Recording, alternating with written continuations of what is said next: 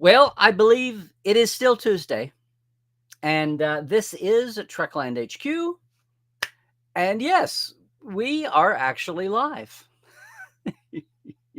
Hey, will the Star Trek Pendulum save Section 31? Bear with me. Today on episode 398, can you believe it, of Trekland Tuesdays Live with me, Dr. Trek, Larry Nemechek, coming at you here finally from the heart of Trekland HQ. And yes, the home of Trekland Treks for your own unique customized away mission led by Dr. Trek. A day tour you'll never forget, an away mission experience that will live for a lifetime. Oh, yes. Here for some sanity, clarity, and a bigger picture this Tuesday in all things Star Trek. Or a bigger picture, I like to say. Hey, everybody. Yes, it is still Tuesday. Welcome aboard. Glad to see all of our TTLers popping in here in the chat. And look, if you found your way to Trekland Tuesdays Live today for the first time, or if you've been lurking, hey, it's a great time to jump in, meet our community. That's one of our strengths here. And I do this at this time of day so we can have global audiences with us. And we do a lot of times, especially from the continent. And look, just a little reminder too, if you're new to us, come in on YouTube if you can. That's not only where you're going to see all the comments, because Facebook only shows you Facebook's comments. And I still do try to multi-stream. I'm even on Twitch for those 4 or 5 people. But on YouTube, you'll see all the comments and you'll be able to take advantage of the super chat. What I mean by that is, well, you can, out of the goodness of your heart, since you'll notice nothing is monetized here, it would be great if you occasionally would throw a little silver my way. And if you do, I will jump to your question in the chat, because today it's a soapbox day. It's a theme day. And that's my theme. We'll get to that in a second because of some recent threads that came together.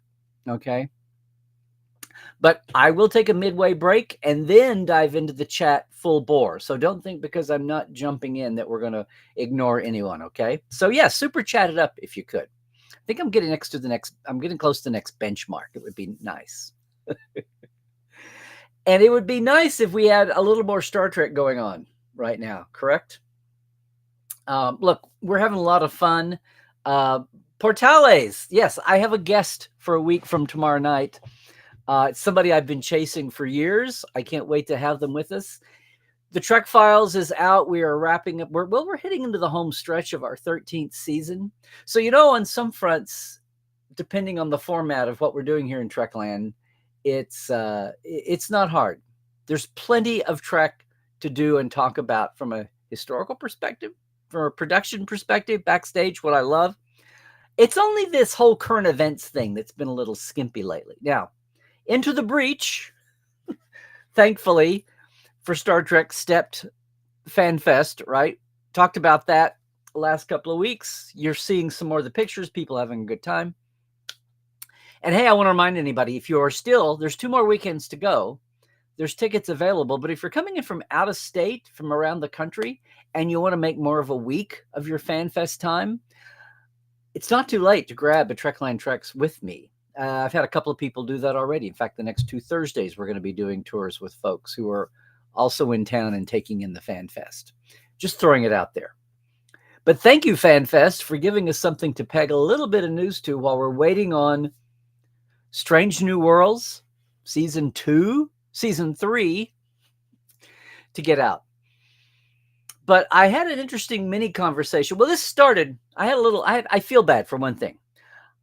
My show here about the Tuesdays Live about FanFest talked about, it was almost handled on the side because they didn't promote it. They didn't ballyhoo it. I couldn't figure out exactly what the purpose was, aside from just making sure that there was some hashtag names in Trek World when they brought in some of our Trek families, a lot of the actors. And I noticed the amount of people who were guests, the amount of actors who were guests from across the franchise seemed to grow with me. Because one thing, the red carpet was kept to the side from even our late press check-in. I didn't sign up to do that. I had understood it was going to be downplayed. Well, it wasn't It wasn't downplayed by the number of folks there were. There were 8 or 10 actors, but it was downplayed from, it wasn't part of the proceeding. It was kind of interesting. And I did happen to be over by Star Trek Red Alert, the actual event space, when they shut down for a moment and brought all the A-listers through, which was cool. That's great. And that was really the first time I realized who all had been there. That's what I'm saying. It really wasn't integrated with the park goers experience. It wasn't like a bonus for being there on opening night for anybody who was a ticket buyer. And that's fine. That's not the end of the world. That's not really a critique. It's just stating fact. But what I didn't realize at the time, until I started seeing some of the photos posted, that Paramount was doing a good job of doing future promotion. And I feel badly about this because last week I said a couple of people from Starfleet Academy, and you know that phrase, say their names. Yes. So Bella Shepard and Carice Brooks, I should say, were both from the Academy cast. They're in the actual cadets of the cast. So not the Holly Hunters, not the Paul Giamattis, not the Bob Picardos, or even the Mary Wisemans, or Admiral Vance. No, they were the 6 or 8 who are the actual cadets who are going to be the featured young people of the show. And they were wearing those Starfleet Academy letter jackets, the maroon that you've seen in pictures. They've done selfies with, they've done social posts. And they did their own social posts. Everybody was enjoying being there. All good. But I was thinking at the time when I saw that, wow, good on Paramount. No one even knows who they are yet. I mean, they've been announced. Their characters have not been announced, but the casting announcement has been out there. So it's not like they're complete, but they're not familiar faces yet. Their moms are very proud of them, but to us. And so I did not mean to blur that over last week. Didn't mean to diss it. To credit, you don't see it mentioned a lot anywhere. Oh, there's LeVar's picture. Oh, there's Tawny and Eugene. Oh, there's Will and Ed. You know, there's them. But Bella, of course, these are young Star Trek actors. These are new to Star Trek actors. They're right in the middle. That was their first time to step out. That was their first time to rep Star Trek beyond the bounds of the studio and take their super secret selfies that had to be cleared by promotion, right, to get out. And so I knew it was a big night for them. I wish they could have. I'm sure it was a kick. I'm sure they'll never forget it. But I wish it could have been enhanced even a little more than what their experience was for it. Because I don't think the whole entire cast, the guest cast was announced and enhanced and utilized enough. Maybe that'll change next year. Hopefully the whole thing will be back next year. FanFest. Hopefully Star Trek will be a part of it and we can build on this. They can build on this. It was certainly an oasis in a desert for starving Star Trek people, just wanting something to do, wanting something to get excited about. And for all the people that stepped up, as I said, whether they were Vegas veterans with the memories or Vegas regretters or totally oblivious to the experience, late great experience in Vegas, I think everybody had a good time. But, you know, I had a secondary wave. We had a long conversation on Portal 47 Ask Dr. Trek Roundtable last week for the Portales. And I just have had, ever since FanFest nights, I've just had waves and waves of analysis, of awareness, of points that popped up, just implications that have come to me about, reflecting on the experience and it closing down and what some of the issues were then and where Star Trek is versus then as a franchise. We've had 5 series coming and going, but they're all short seasons. What's really resonating with people? The old still does, not just because it's old, but because there's just more math. I say this all the time, right? The 26 episodes a year seasons for 7 years, 180 shows, 170 shows, whatever that is winds up being, that's a lot of impact. It's not just your heart, it's math. And yes, all the current shows are going to be there. Memorable characters, memorable stories, a lot of memorable actors in those roles, creatives, some more, some worse, some appealing to different slices of the pie, and some fandoms from now not showing up yet, I'm going to say. And that's what brought me to my next observation. I was marveling and applauding silently for whatever reason, for whatever outcome, for Paramount having the two young stars of Academy that no one's even seen on film yet, but happy to have them there, happy to have them sounding out. Of course, plant them in the rope line, let the press mention their names. That's how we get started, of course. But as I realized Paramount had brought in two faces from a show that hasn't even aired yet, I thought, well, wow, what's the most recent new production of Star Trek that has been unleashed to the world? Oh yeah, Section 31. And with that thought, I wondered, wow, that was a corporate decision, I guess, unless they went down the cast list and no one wanted to do it. That would be the only other. But was no one even considered from Section 31? Now, I'm not surprised if they weren't. Was there anyone there from Enterprise? I don't think so, right? It's not a given. It's not like the old days when you wanted to have someone from every show, because now there's 47 different series. Okay. But when you think about promotion and plopping people in front of the media and the press and getting them eyeball, sure, the people who hadn't even been out yet and will be months away from that premiere, that's cool. That's cool. It's a little reminder. But nothing from 31. Now, is that entirely surprising? No, given the critical and fan reaction to 31 on the whole, right? Overall. But it made me think, has Section 31 been consigned to the crazy aunt's room in the attic of Star Trek? Has Section 31 already been locked in a box and stuck away in the basement, never to be looked at again until the great-grandkids find it and wonder what's going on? Has Paramount corporately actually done that? Now, gang, no, not entirely. The DVD is out May 29th. The DVD Blu-ray Steelbook is out. We will have an unboxing coming up. So not entirely. Come on, no. This is not your Coyote Acme movie put away, Roadrunner put away in a box for tax reasons. No. But in a practical way, is Section 31, has it been erased from the corporate memory sphere already? Because that's what they think it's too hot to touch, the bad way? Is it like the Aquiel of series now? Don't ever bring that up again, was what the writers thought anyway, of their own creation. Is that really where we are? Because I started thinking, I can't believe that. It's, for one thing, Section 31 was a product of its time. And I don't so much mean of 2020 through 2025, but I mean of where it fell in the Star Trek unreeling. A lot of disappointments with it. We won't get that. But I got into thank you, John X, longtime viewer of TTL and provider of stats, who pointed out that the DVD dropped on the 29th. And as late as last Saturday, what was this?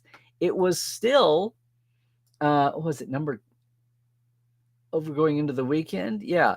It was number 10 on the Amazon top DVD sellers just on Saturday. So just a few days after release.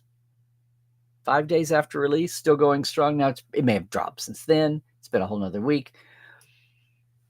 But it made me think, number one, every once in a while, I see someone stick up for Section 31, just in random comments on the socials. Maybe even the night of FanFest was the last time I was interacting with a lot of fans. Maybe even some it's not so bad comments from 31. And I'll just name names here.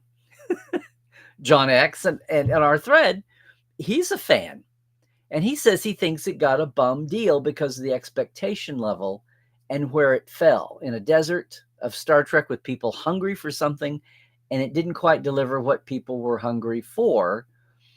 And had it dropped in the middle of the rage of Star Treks coming constantly, when we had fresh Trek every week almost, that it might have been looked at as more of a flavor of the week the way we finally came to see the buffet of Star Trek, and not standing out there alone in its own oasis, with a funny twang in that water. It got me thinking again about this, what I started calling years ago in the early days of podcasting. I saw an old early time I was a guest with Chris Jones on Trek FM on his Ready Room 15 years ago. And we were talking about the comings and goings of popularity. And that was the beginning of the Netflix revolution for DS9 and Voyager and even Enterprise. Oh my God. And talking about how the pendulum swings and how I'd already seen it happen for the original series. How the original series created the Star Trek phenomenon, created modern fandom, wrote the book, broke the mold, gave us media fandom that's now Comic-Con culture, away from standard lit sci-fi cons, which is what the paradigm had been, because there was nothing on screen worth being a fan of, unless it was a random one-off that you celebrated, but you sure didn't start a whole new division of genre fandom over it. There was nothing to demand it until Star Trek. Okay. But then what happens? Next Generation finally comes along. It blows up a whole new generation. The original series folks are gradually aging. They're all still with us at that time still. And it got to be sad. It got to be sad. The not Shatner and Nimoy actors in the cast, the convention bookings dried up. The paradigm was, the business model was shifting too.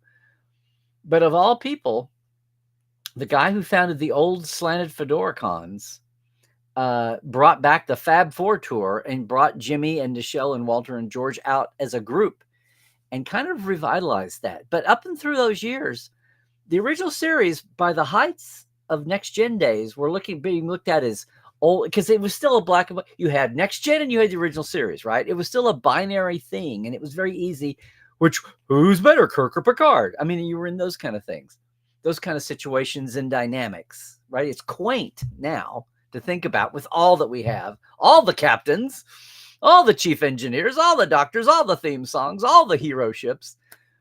But when it was still this dual choice, even, it was already becoming obvious about the pendulum swing. And I've talked about this over the years, because then the original series was tired and old, and Next Generation's cast was shiny, and even a little spin-off of that to DS9 and Voyager, until we had channel fatigue set in, split fandoms, hard to deal with something on local syndicated stations, and then something on dinky little UPN that wasn't even hitting the whole country and falling fast after a fast start.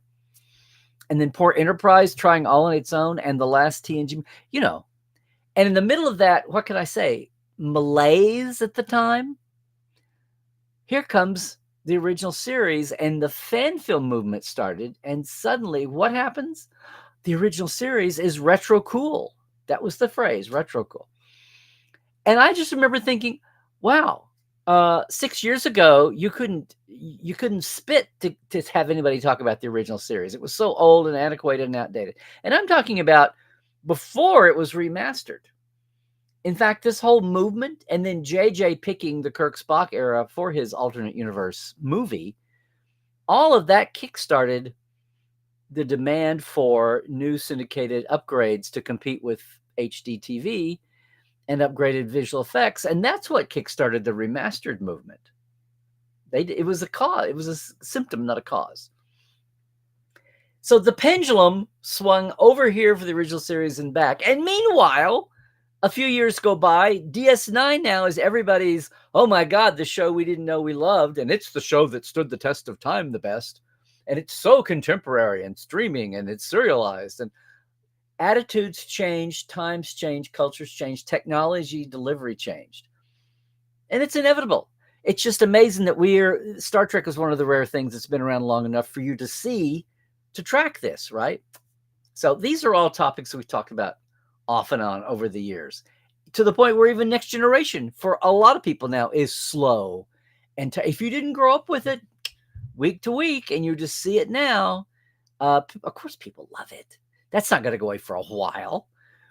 But there's already a growth of people. Don't boo them.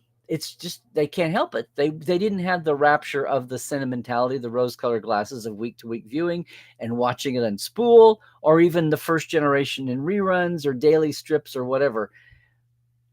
And it seems a little slow-moving and quaint now. And these are the people who call the next generation slow-moving and quaint. And oh my God, they run screaming from the room if you try to show those people the original series. My point here is, I think the more years you put on this body of yours, the more you understand all the eras. You understand what's not just of the now in all ways, right?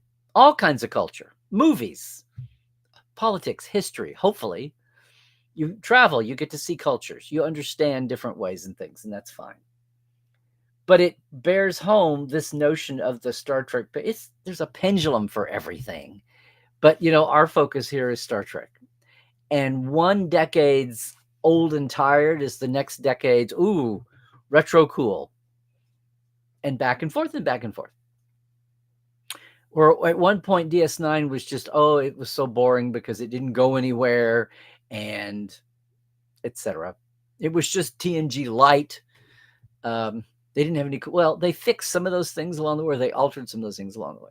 Voyager was always a series that started off with great potential and then got watered down and had some great characters, but just never got to live up to its potential.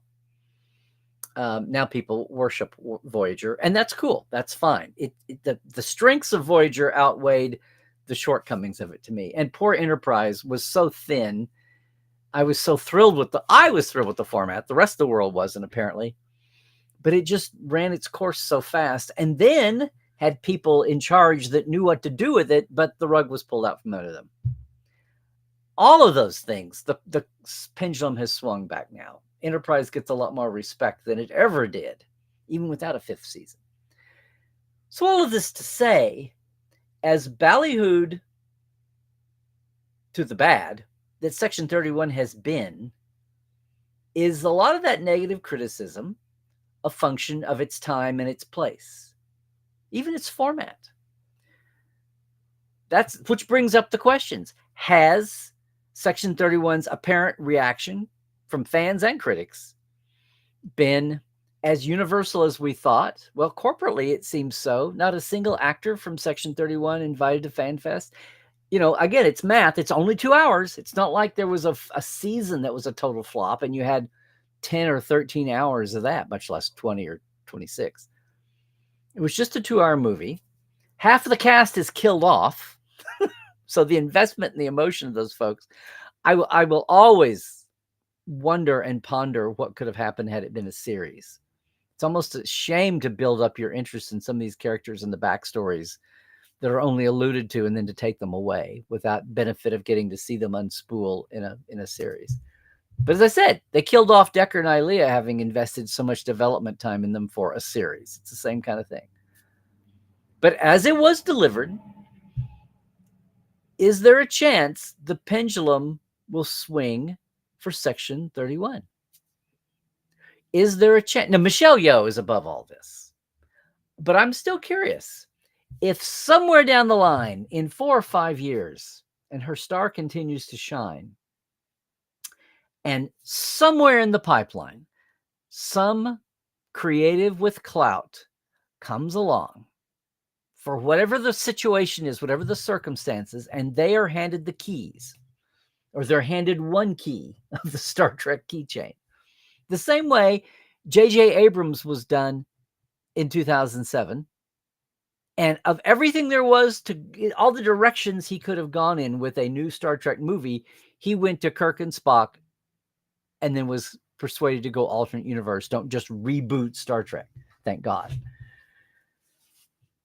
That could happen again in 5 years, especially, kiddos, with the flux in leadership at Paramount, much less, what's going to happen with streaming.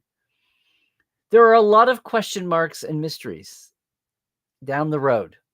Fortunately, there are so many avenues that Star Trek could pursue without doing a reboot of Next Generation. Don't cast a new Picard and Data and Riker, please. I beg you. There's so much more you could get into for the first time. So having said all that, is your reaction to Section 31 so bad that you will run screaming from the room if you hear, not tomorrow, because then the legacy people will all get up and surely burn the country down. if this is I'm talking about in 3 or 4 or 5 years. Would you ever want to see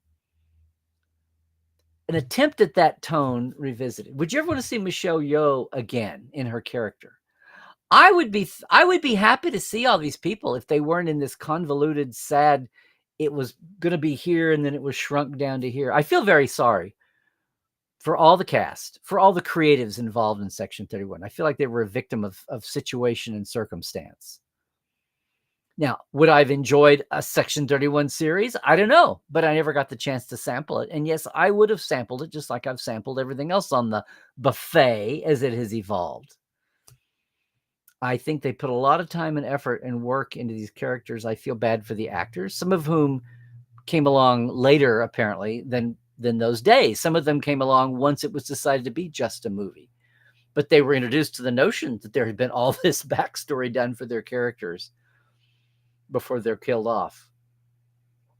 I'm just saying, it illuminated to me on that Fan Fest opening night, has Paramount wiped the corporate memory clear of Section 31? Aside from the DVD sales, of course. Will we ever get references to any of these characters or situations, even anonymous references? Right? There's only been one example of a mech in Starfleet, and that didn't end well. I mean, just throw away harmless expositional throwaway. But for the fan would go, oh yeah, those situations. People were so disappointed. People were all, sadly, a lot of faction of the fandom, a big faction, was prepared to hate this just because it was Section 31. And I get it. But I try to keep an open mind. I could see the way to make a Section 31 go. For one thing, Section 31 is different things in different centuries. People are still stuck with the way Section 31 was introduced with Sloan on DS9. And like it or not, we've had different flavors over the years. Everything from the Enterprise Section 31 era, pre-Federation, which says a lot right there, to everything around the Discovery action sequences for Season 2 before the big jump to the future. And now this. So, and then the situations where I still think the Pegasus was a Section 31 job. And Pressman. Look, he winds up on Lost. What are you kidding me? That's a conspiracy. Yeah, it's so funny. So much was triggered by my night at FanFest, and this was one of the lesser ripple effects.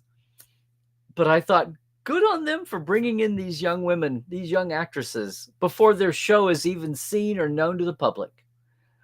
But what about the show that they could have had a legacy person out of, a legacy from that cast?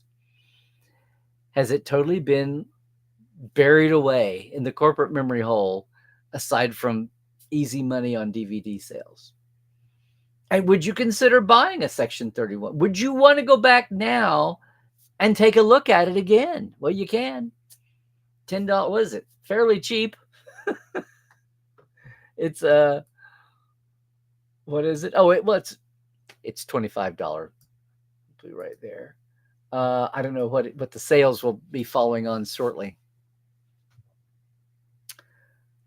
It's a question. And hey, as I said, it's not exactly like we've got a lot of attention.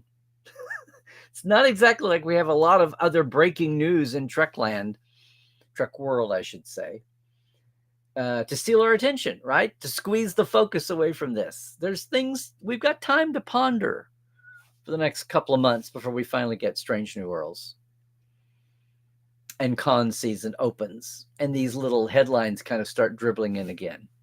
And we start to learn more, hopefully, about Starfleet Academy, which again, I hear nothing but raves about, that it might be the best of all the new series yet. We'll see. I know. You don't want to raise that bar too high and have the disappointments, but it just got me thinking, what would you think? Do you feel like letting the dust settle for a month or two or three and then having a look and see if it was really what you remembered. The ranks of comment sections everywhere, watching people talk about they've gone back even 10 years later, much less 20 or 30, to watch DS9 again, or Voyager, or Enterprise, or even, dare I say it, the Kelvin movies. I know. This isn't exactly what you thought you needed to ponder today, I'm sure. Again, have I ever seen anything tucked away so quickly as Section 31 on the corporate level? Look, the pendulum swung for Star Trek V eventually through no effort of anyone, aside from time passing. The pendulum has swung big time for the motion picture, but that just meant fixing it. Just fixing it, meaning deliver it the way Robert Wise intended. And having modern tech to do all that didn't hurt either. Digital sound restorations and digital effects, right, cleanup, all of that. But just the editing and the scenery, the scenes, the script that he wanted to deliver finally got made 50 years later. Sure, pendulum swung on that. People revised their thoughts on that. But has anything ever had the quick turnaround? We live in a hustle bustle day. I know. Everything moves faster now. Has anything over the span of time, anything else at its lowest point, ever had this fast a disappearing act? And do you think that will last? Or is there hope for poor Section 31 as delivered, as given to the world, all the inherent choices and compromises and flaws of its long, sad process of blowing up to a series, then being crammed back into a 2-hour movie, going through at least one creative team being ejected and for the movie time. Boy and Erica were going to be the showrunners and had overseen the series and then left when it went to a movie. We're gone one way or the other. It's going to be one of those stories. It's whatever you thought of the product, it's going to be one of the Star Trek stories. It's going to be fascinating. Just as fascinating as watching the original first couple of years tumultuous development for Discovery unpacking. And hey, we've got some Trek files coming up that get us back into crazy days around the Wrath of Khan, if you can believe it. So it's not like it's been a stranger to Star Trek. Anyway, did I blow your mind? Were you sitting there thinking, who the hell is still talking about Section 31, Larry? Well, yes, we do have a news drought right now. But it occurred to me last night as I was desperately trying to come up with something for a topic today that I should take that little trigger moment from FanFest and invert it and see where it leads us. Anyway, maybe it got you thinking. Maybe it even got you pondering taking another look at Section 31 after all. Well, hey, I didn't announce this, but guess what? Let's do an unboxing for you know what. Yes, Section 31 went on sale April 29th.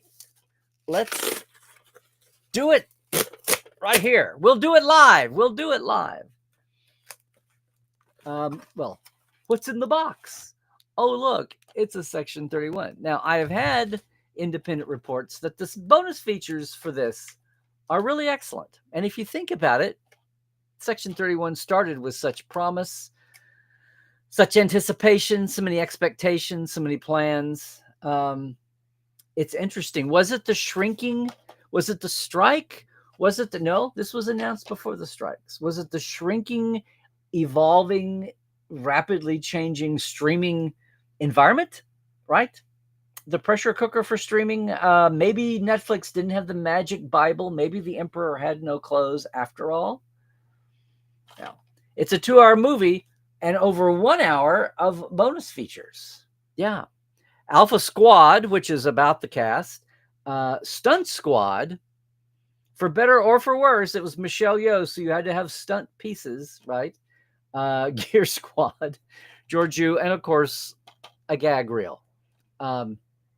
Again, this is on sale. This was the Blu-ray or the DVD here. Oh, it is. I just realized it is. I have a steelbook over here. At some point down the line, we'll give that away if anybody wants to admit that they would like that. Not today, but we'll announce it in the future. Again, I think the attitudes about Section 31 are going to leaven out a little bit.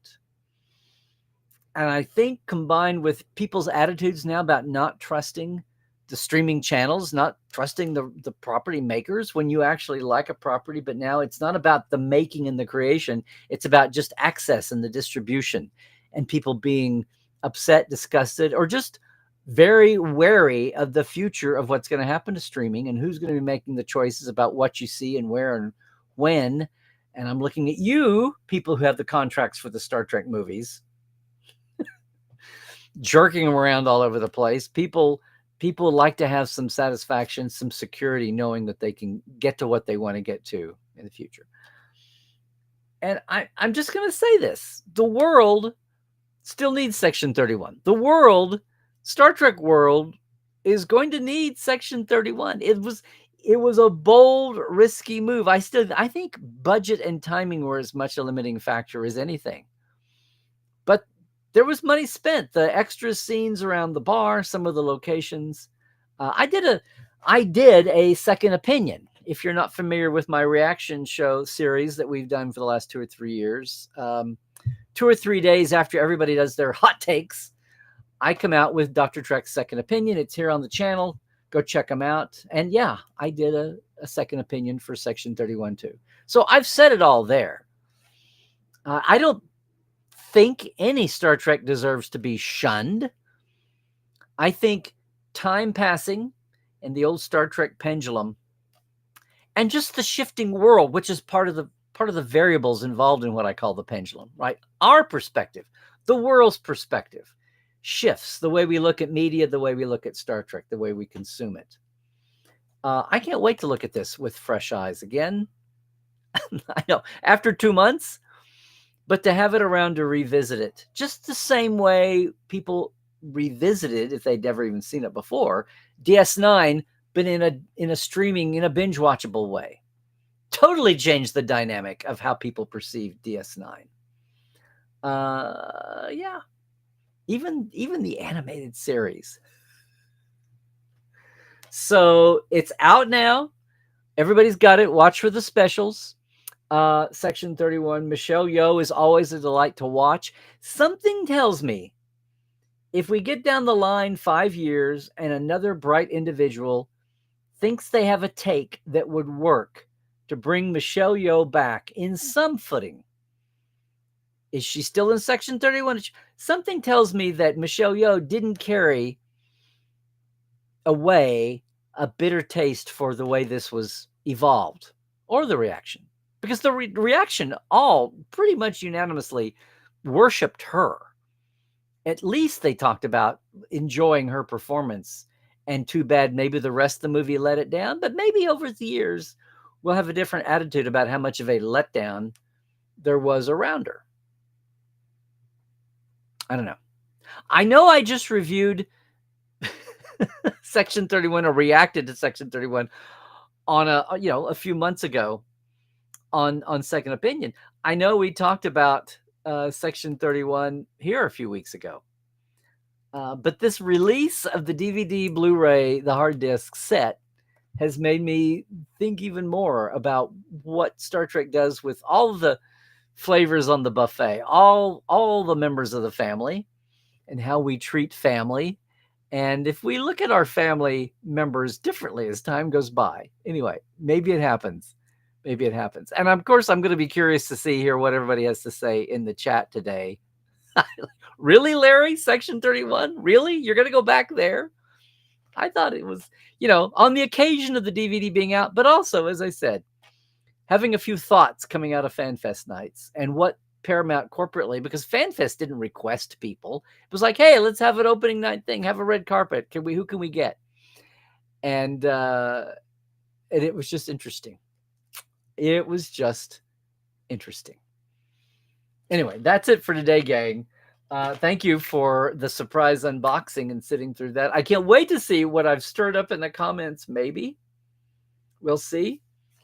But before we go here, if you're watching us later on, especially, I got to do my shout outs. I got to do my shout outs for the TTLers. Okay. So, yes, this is my Patreon folk. And thank you.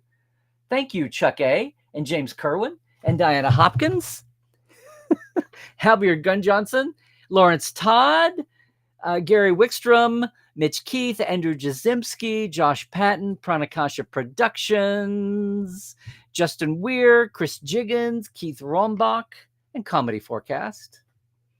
And also my live wires, who I hope we're all surprised to finally get access to a whole bunch of Portal 47 early days. Well, not, they're early days, but they're evergreen, I say. Back for the first 3 or 4 years of Portal 47. Some of our guest night people, our backstage creatives, many of whom are never heard from, have great things to talk about. But thank you to all my live wires there, Jesse at Crusher Convo, and Chris Garris, and Robert McLean, Byron Bailey, J.R. Poole, Gary Williams, James Durovich, Dave Gregory, Dan Leckie, and Casey Shafsky. Thanks so much, all of my Patreon folk. And if you're curious what I'm talking about, it's $5 or $10 or your own amount. More than that, at patreon.com/TreklandLive. I really appreciate the support. The $5 folks get their shout out every week. The $10 folks get that. And finally, once again, access to a whole slew of Portal 47 backstage Trek folks who have been the monthly guests since, well, for 9 years we've been doing Portal 47. It's kind of amazing. Coming up on the 10th anniversary this fall, and I hope you're all gearing up to be with me for the open house event that we have every year, where we sample the portal for everybody. Open the gates and it's all free. That'll usually happens in October. We'll see what it happens. I've got some ideas for our big open house guest. What was it? Last year we had the Hageman brothers. Yeah. Nick Meyer before that.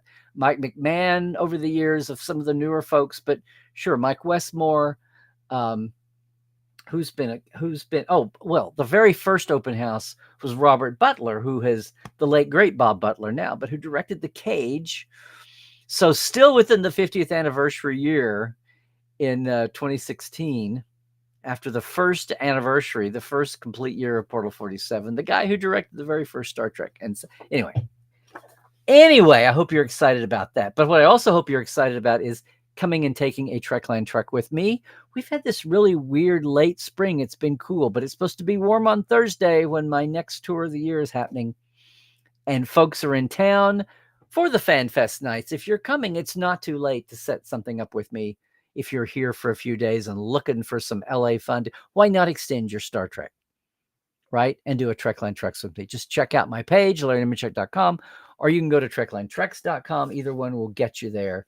And yell at me quick. We can still do it. Of course, it is Tuesday, and it's another day for The Trek Files, my Roddenberry podcast, at thetrekfiles.com, which takes you into our page on Memory Alpha, where you can access the whole dang 13 seasons so far. We're over midway through season 13. Today's episode is up. It's one we just recorded recently with the great Ben Robinson, who's back, who was, at Eagle Moss and now at Master Replicas. We have a lot of fun with Matt Jeffrey's original bridge design, and some sketches is our file of the week. So you want to check that out too.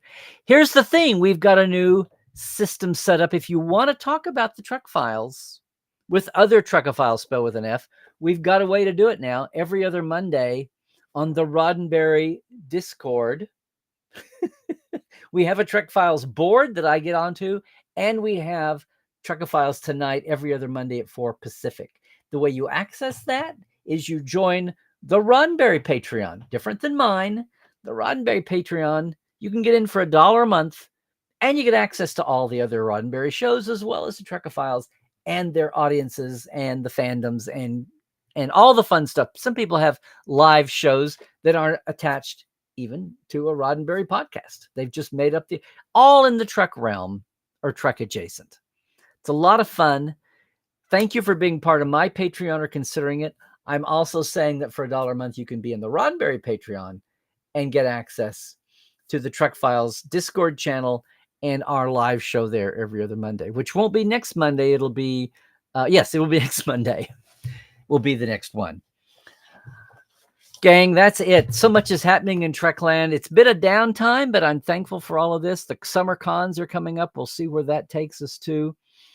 But hey, in the meantime, you can catch me on Twitter, Blue Sky at LarryNemechek.com. Of course, Trekland is on Facebook. It's on Instagram, and it's here on YouTube. If you're watching on YouTube, please like and subscribe and ring the bell and do all the things. Portal 47.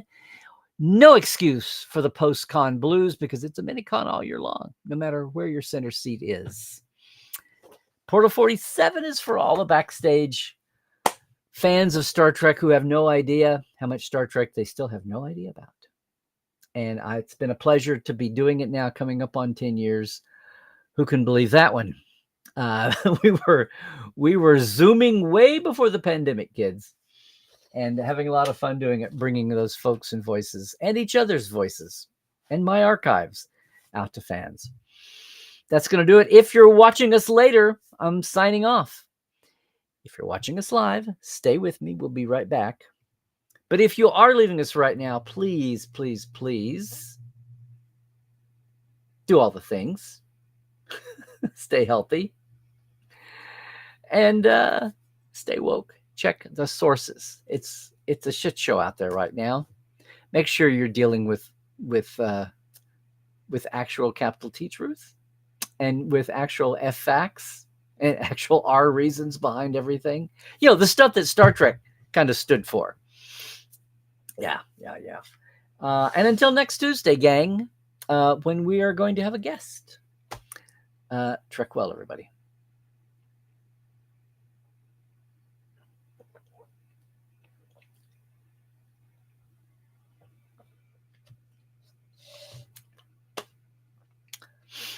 All right.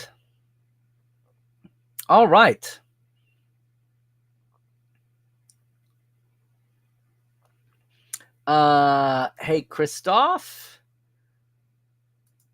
There we go. Yeah. And Sydney, I'm going to see you very soon, right? Having a lot of fun. Hi, Cake. It feels like it's been a while. I think it's been a while. Yes, Bob D. Howdy. Bob, I think you've been with us before, but maybe not an awful lot. Seems maybe first time, or maybe you just stay low, pop up. It's all good. I know you've been with us before, and in the chat anyway, I say. Hey, Carl. Very good. Yeah, finally time for Larry. We had some interesting tech things going on today, but we're all here. Good. Hi, Glenn. And hi, Chris. And Chris, you've asked me a question, and I've got to get back with you on it, and I will. Hey, boy, we got a lot of folks in today. Good deal. Maybe the timing was better for more people, especially on the American side. Hey, Willie and Melanie and Rose, good to see you as always from across the pond. Yeah, Chris, I had some people asking. We talked in Portal 47. The Europeans were curious. Well, actually, the American Prime ones too. If maybe they'll do it at Universal Orlando in Florida. They brought Horror Nights there, so it seems to reason that if it works here, they bring it over. Maybe they work out some tweaks and they, whatever. But it seems like I can't believe they wouldn't. And then does it grow beyond 4 weeks, 4 weekends? We'll see. The way that Horror Nights has grown into about 2 months now, I think. Hey, Tim. We are all about honesty here, and thank you for being honest. You don't want to watch any more of the new Star Trek shows. They don't appeal to you. You would like a legacy show? Do I think production companies with a lot of dollar behind them take advantage of conventions these days, making new shows and expecting all the new corporate casts to be welcome to conventions like the OG cast were? Hope this makes sense, especially if you've never been to a convention. Well, I hear what you're saying, Tim, but you've got the dynamic backwards.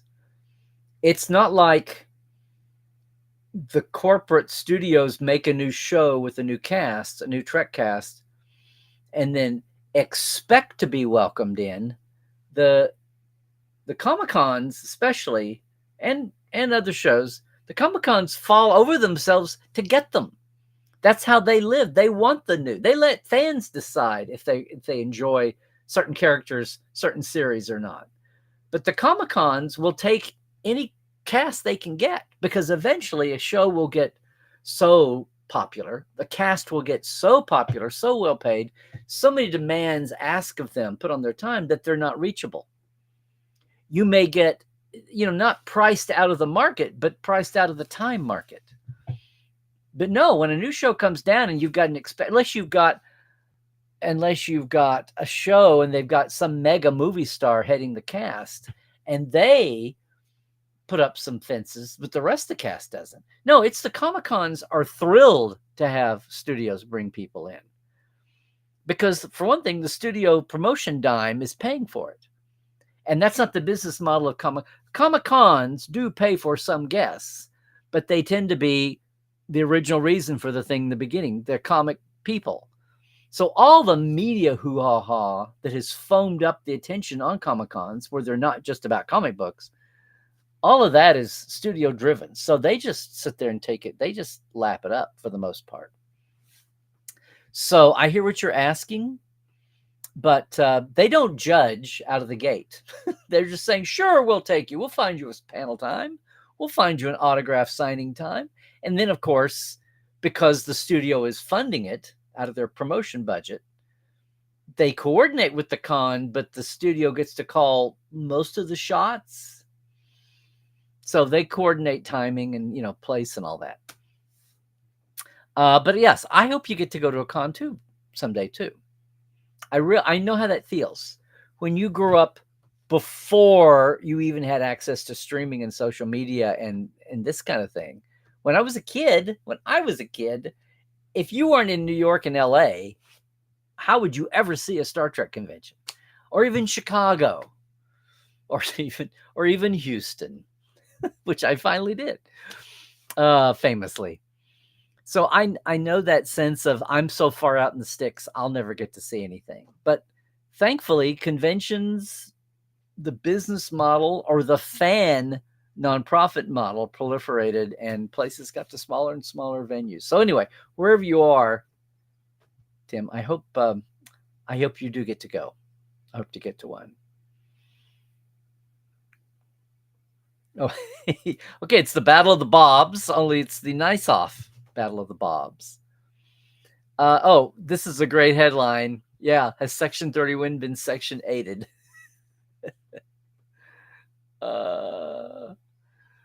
Yeah, Section 31 erased themselves. Ralph! Are you still in the room, Ralph? My gosh. We're so overdue for an Ernie's. I'm further away now, I know, but we are still pretty sure.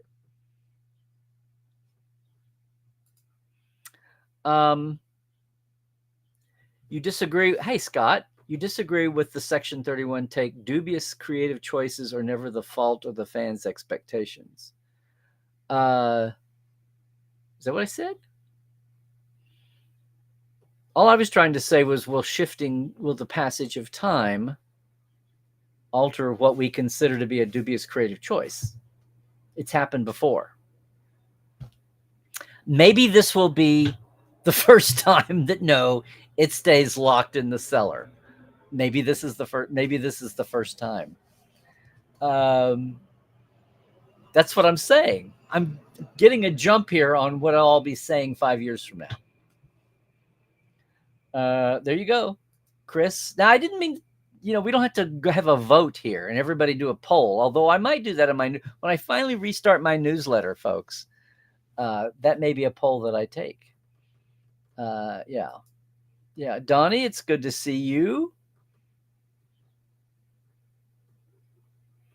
It was kind of universal, and fans and critics both were kind of in the same place, with some exceptions. I know.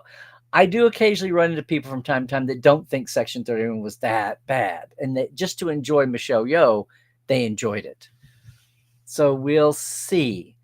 The other question is that the worst way to step out trying to experiment with the 2-hour TV? I'm calling it a TV movie. It's not theatrical movie. That was a case where I think the scale and scope would not hold up on a big screen. Some of those rooms and situations occasionally looked empty, even on my large, living room plasma, whatever it is, 48-inch, 60-inch, I forget what it is.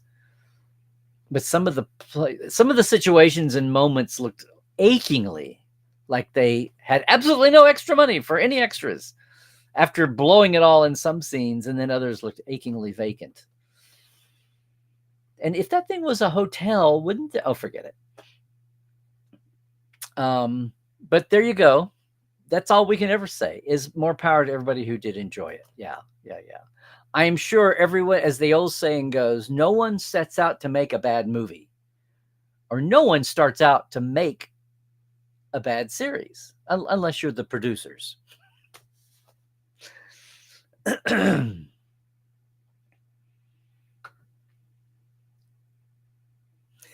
See here, I owe you a DVD, by the way, I know. But you could have stuck up for Section 31 if you'd stayed awake during Section 31. I know. Do you think there'll ever be a restoration team that attacks Section 31 the way they attack the motion picture? Was there ever a definitive Section 31 vision that didn't alter over time constantly, that you could get back to, that a restoration could help with?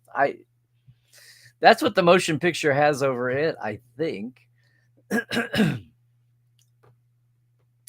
Yes, Chris, Enterprise should have been given that 5th season. In the moment, in the time, the situation, circumstances, the delivery, the tech, where the culture was, it wasn't going to happen, sadly, but it was a mistake. Just like the original series deserved a 4th season and more money, and for its own studio, its own adopted studio, to quit beating up on it. It was like step series abuse. I never thought of it that way, but that's what happened. There you go. Didn't be able to take the right kinds of chances with it. Yeah.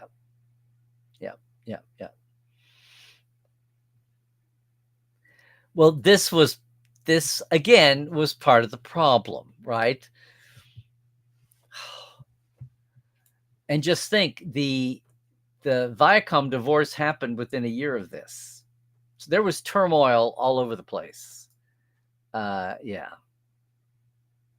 One foot in the grave and the other foot on a banana peel. Well, there you go, my figure. You enjoyed 31 and you would like a follow-up.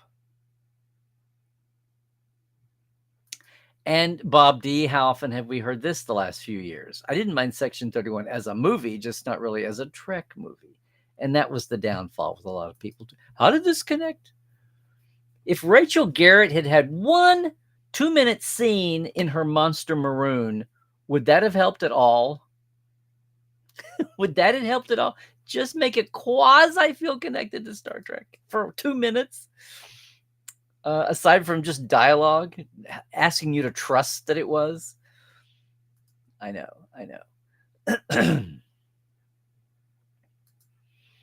Here you go, Carl, man of many decades in fandom. You think you'll give 31 another try when you mine the movie for trivia and quotes, but you don't know if it will be in a void like I did with that last Enterprise episode. Yeah, there you go.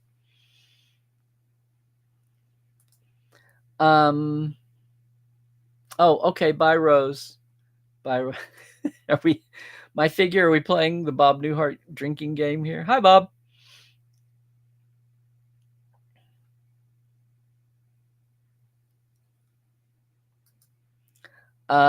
Tim, Michelle Yeoh can come back to Star Trek, but maybe she is traveling the future again via her friend, the Guardian of Forever, otherwise known as Carl. She could potentially be a recurring antagonist in Legacy. I mean, yeah, if you can bring Spock back from the dead, Michelle Yeoh is a blank check with very little effort to go any direction. You could have Michelle Yeoh back and have it be nothing about Section 31 at all. Just don't have her go back to the Mirror Universe. Please, can we just not keep going back to Mirror Universe until someone actually has something compelling to do with it besides just it's like the evil pirate universe of Star Trek. Can we just do something with it, or else just not go there for show? Yeah.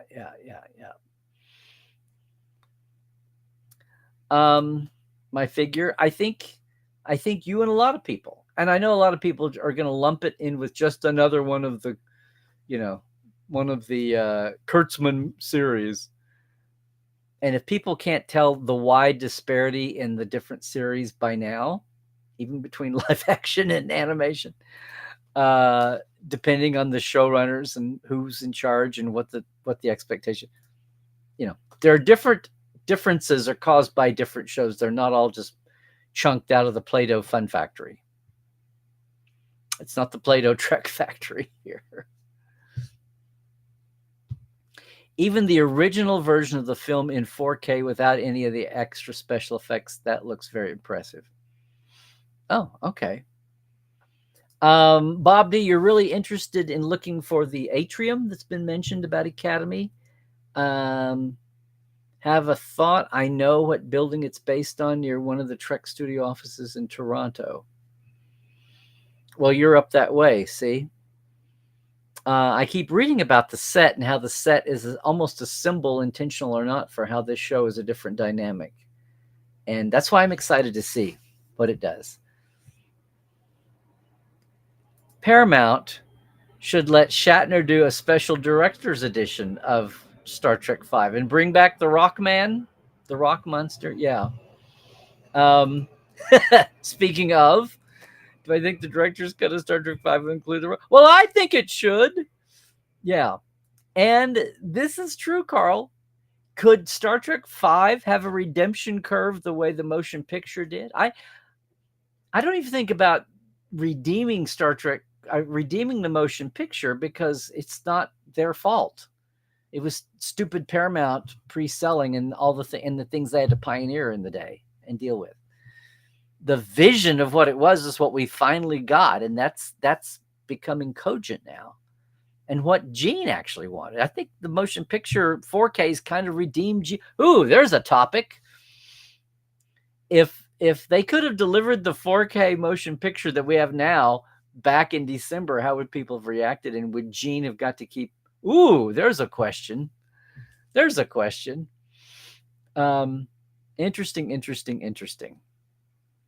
Would we have ever had Gene kicked upstairs on future movies?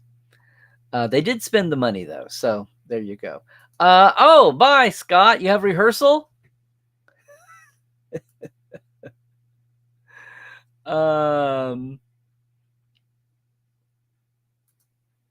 Yay, Sydney. Yes, okay, so the cat's out of the bag. Sydney is doing a day tour with me, Trekland Trek, on Thursday. We figured out her schedule and what we're doing, and I'm excited, too. We've starting to have a little rush on these suckers. Gag reel. Oh, you mean the movie? Yeah, that could be an unfortunate choice of words in this climate, Bob. Oh, so you did get the Steelbook last week. Okay, there you go, my figure. If I use the Steelbook, I have to get a 4K player. Mona, hello. There you good. Oh no, you've been busy, sick, and forgetful. What you got? Finally got your Nana Visitor book as the prize from last fall. This is interesting, my figure. In your opinion, every Star Trek story is like a day in our life. Not every day or story is going to be a great one, but it's part of our being, and we have to love it for what it is. It's a very magnanimous view of everything, my figure. You think the Section 31 movie went too fast and furious? Could be, Mona. I think that's part of it. The question is that going to be the perception that lingers? It's important, because you can never unchange when a movie's released or a series debuts. What do people think of it right then?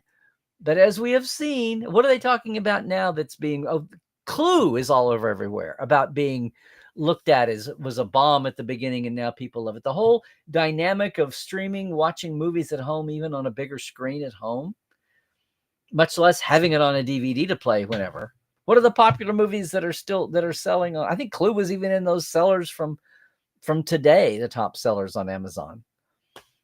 It's amazing what were box office bombs, but then later became beloved annual events on TV. The Wizard of Oz didn't do that well at the box office, and then became the classic thing you watched. Now it's no big deal because you can watch anything whenever the hell you want to. But when you had annual events like Wizard of Oz was a big thing when I was a kid growing up, and Danny Kaye did the little introductions and interstitials for CBS. It must have been. So that's part of the question. It's a two-part question, but no, the eventual look will never alter the way it was perceived in the beginning, right? I mean, Casablanca was a well-received movie, but no one ever thought it was going to be God's gift to cinema until the years went by and it became that. Talk about a complete accident. This is true, which never leads to good things, like the motion picture, like Discovery. Where is the Portal 47? It's not part of Patreon, Chris. It's an actual business setup. I will get with you and get you there. I apologize on that. But Patreon is just the $5, $10. We may alter that. That may be a plan to realign how I offer different things. But for right now, I will promise you I'll get with you and explain it. You don't get that sense when you're on the page because it was built from scratch, Chris. Built from scratch 10 years ago. There you go. Scroll back time. There you go. Hi, Pedro. Hi. I am good. I need to look at you. See, I'm behind, gang. This has been kind of a stultifying 4-6 weeks here, but we're coming out of it. Thank you, Irish 451, for this update. I was curious what happened. Universal did not seem very crowded when I was there on the Sunday night of debut weekend, so I'm wondering whether FanFest nights will be considered. I want to find out about this myself, and I may do some digging. I know that Friday night, I think part of that was the cold. I think a lot of people had bought tickets and maybe didn't go, or maybe hoped they could just shift their tickets to another night because it was cold. And I think it was maybe cold last weekend, which was the second weekend. We'll see. We'll see how the numbers are doing. It's been very weird. Now, the next 2 weekends are going to be more typical weather, like in the 80s for highs at this time of year, 70s and 80s. So we'll see what happens. But yeah, those nights when it was upper 40s, lower 50s, it was crazy. It was crazy. I haven't heard yet how the turnout went.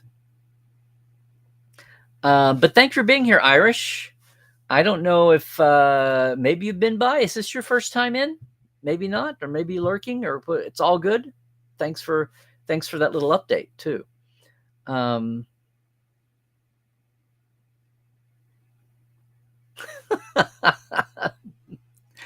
Hey, Pedro, when you were a kid, you didn't think you were allowed to message actors. Now you get people like Brent Spiner on Twitter complaining to you that you don't like Star Trek Picard.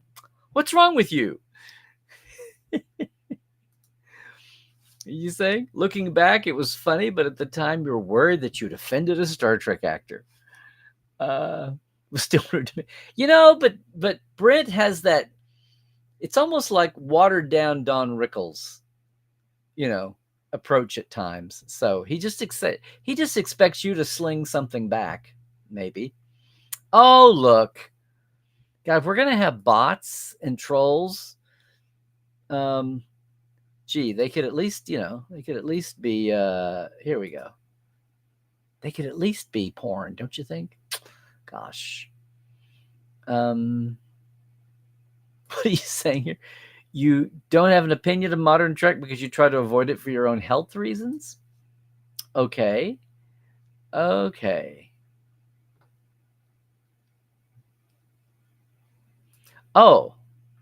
Well, Pedro, you've got to understand, it's not just Inglorious Treks perks. This is kind of the way, this is what Star Trek fandom was built on. It's been this way since the 70s. Fred Freiberger was a cursed name from the beginning. And then you go and see other series that he went to work on. People used to say that Fred Freiberger was where all series went to die. That's what they used to say. His children are still with us. I would love to get them on a show of some stripe sometime and talk about their dad.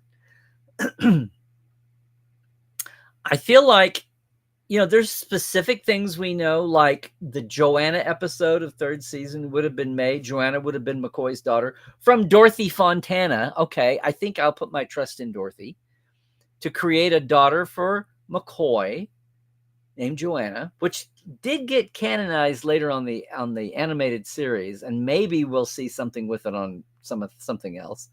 They ever drag in McCoy on Strange New Worlds, maybe Joanna's part of that. I don't know. But the point of the episode, Joanna, was going to be that McCoy's daughter McCoy is 10 years older than Kirk. McCoy and Scotty are 10 years older than Kirk, and not really age-wise with Spock, but maybe comparatively. But Fred Freiberger thought that McCoy and Kirk were the same age, and there's no way McCoy could have a daughter, that it was legal for Kirk to have a relationship with her, a falling for, a crush, whatever. So it all turned into Chekhov and the space hippies and the way to Eden, and Joanna became Irina Galunian. And we lost the chance to get some McCoy background and find out about McCoy's divorce, and et cetera, maybe, which I'm pissed about. So I'll always be pissed at Fred Freiberger about that, for one specific. I think probably there wasn't as much depth in the writing. Some of the plots and concepts were just as interesting, but as the further you got away from the beginning of the season and the further you got away from Gene Kuhn, even ghostwriting Lee Cronin, and the closer you got to where everything was on the bubble and Paramount was bearing down, and they fire mid-episode, they fired Ralph Sinensky.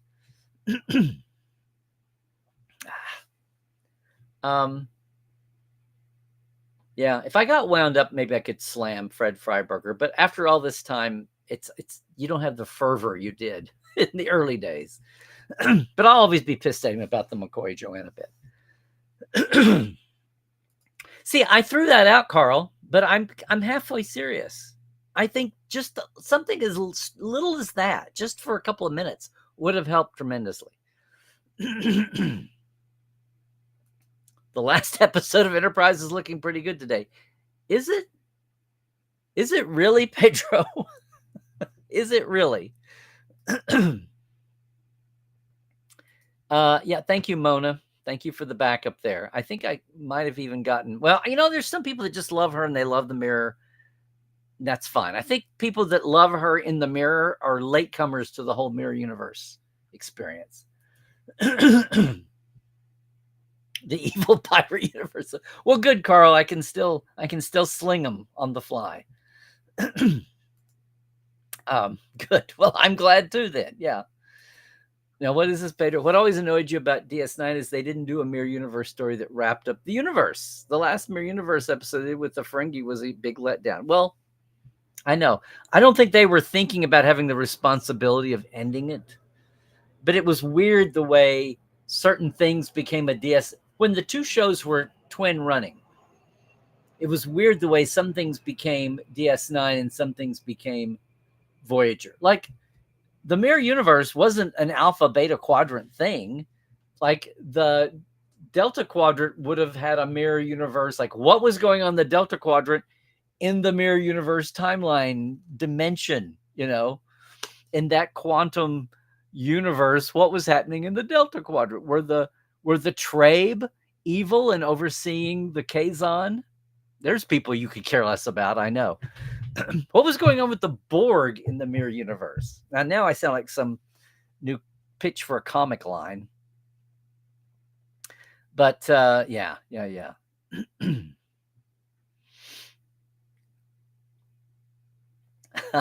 Mona, very clever. Mona, you're not feeling too badly if you're going to pun away like this. Sure, there will be a school of critics. I'm really curious for the show, and that we've come full circle between the early days of, toxic tubers on Discovery, and then there was such a blitz of Star Trek. I think it wore out the naysayers. But now that they're easy targets, they come one at a time. You can pick them off. We'll see. Not that I would want to, but we'll see what the people who have that bent do with Academy. Hey, Ian, I'm glad you could jump in. Absolutely, same to you, sir. I didn't think about this moment, but that's cute. Carl, are you the Guardian of Forever? Oh, there you go. You purchased Section 31 movie today. Because of my stellar review and commentary? Kidding. Well, here you go. 5 doesn't need a redemption. Just a fun movie. Just the visual effects need fixing. Okay, well, that could include the Rockman and the original ending that Shatner wanted, right? That's... Yes. Now, Carl, read us some of the headlines on that paper. Yes. Yeah. Well, I'm glad we finally got it sorted, Mona. So you're welcome, and I know you're welcome from Insight there. What are you saying here, Pedro? On Saturday, you went to a BFI screening of Return to Oz for the 40th anniversary. Wow. Walter Murch was there to answer some questions. Good 70mm print of the movie as well. Okay. Oh, cool, Mona. Well, maybe you can join us next Monday at 4. That would be awesome to have you there. And make sure and go to the board and say, Larry sent me from TTL. Because, I get a penny every time. So, no, I'm kidding. Oh, box office versus sales. I wonder if it's, I don't want to pay $25 to see it once when I can pay $25 to see it over and over and sell it at a garage sale if I don't like it. There you go. Very true. Very true. And also staying home and eating your own popcorn instead of paying $15 for it. Yeah. Yes, because Chris, you're on the Trek Files, and Trekophiles Tonight is the name. Yeah.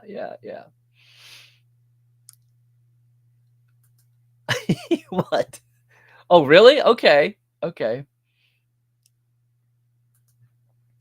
Well, that's true. In that season, Shatner was going to direct an episode. Pull the I'm the lead and I'm going to get to exercise Star Trek school because it was a thing. Before it was a thing. That was a thing. They were also going to have Campbell come back and play, was it Kang or Koloth? Yeah, they were going to have him come back and play Koloth as a recurring, not unlike they were going to have Jeff Combs play Shran on a recurring basis as a semi-regular if Enterprise had gone to a 5th season. Interesting how that happened.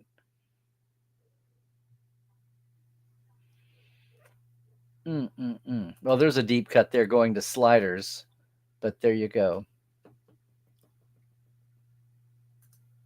Wow, you wanted them to kill off the intendant? Whoosh. Boy, wow. Well, this is, Mona, when you're completist, when you are such a canonista that you want to know, get those star dates in order and all of that. Yeah. It's if you're going to go that path, that's what you do. You don't have to. You can stick with what your comfort zone is, hopefully. Good. Well, I'm glad you made me laugh too. Now I have to backtrack and see what it was exactly. But I feel like I've had some good laughs today. That's good. Of course, because of your review, you had to support me. Yes, I get a dime of every one of those off my. I didn't set up I didn't set up an Amazon code with my code, so that's a freebie for you, kind of.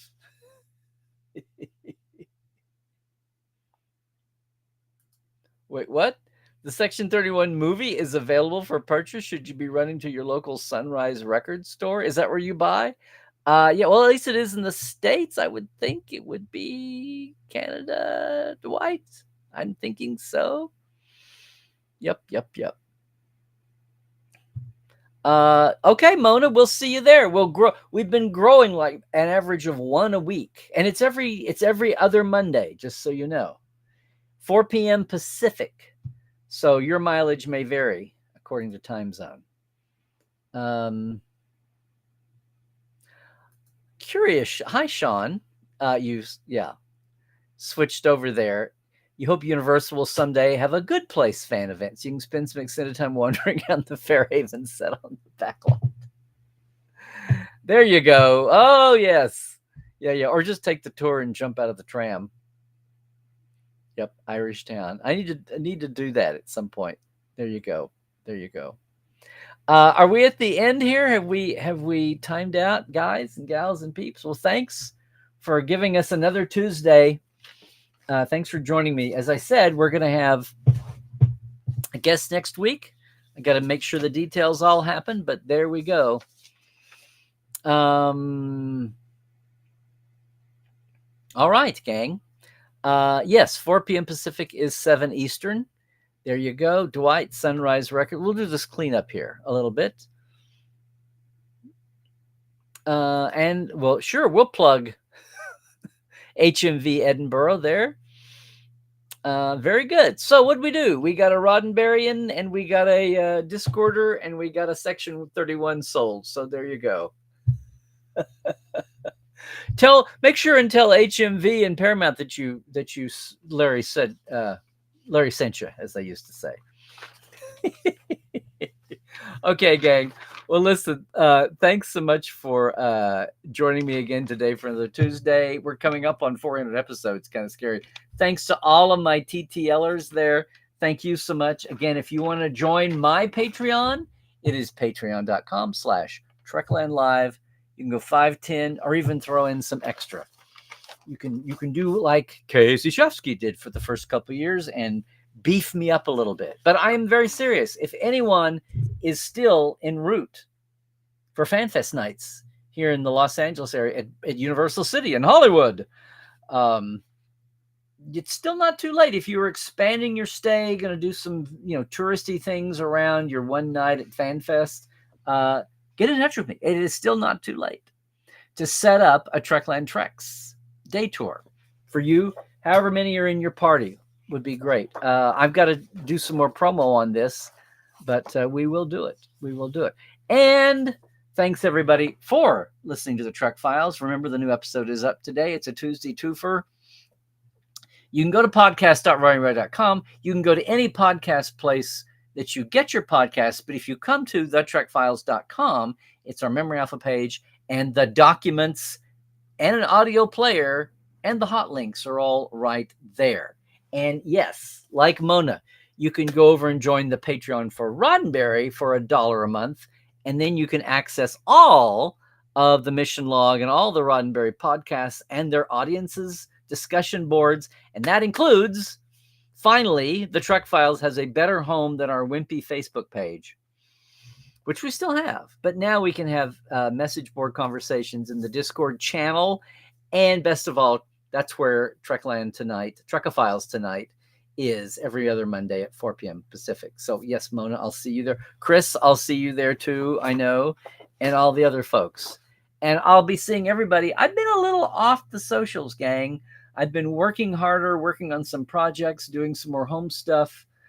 Just had my attention pulled away a little bit, but we're still there. FanFest was great. We've got some tours with folks coming up. We're about to hit SummerCon season. I can't wait to be back at SoonerCon, much less Comic-Con San Diego and Trek Vegas, and maybe who knows what further down the pike. Larry Nemechek, Twitter and Blue Sky. Trekland on Facebook and Instagram. And yeah, Portal 47 and YouTube. Have you liked and subscribed? And yeah, portal47.net. Love to have you in the portal with us.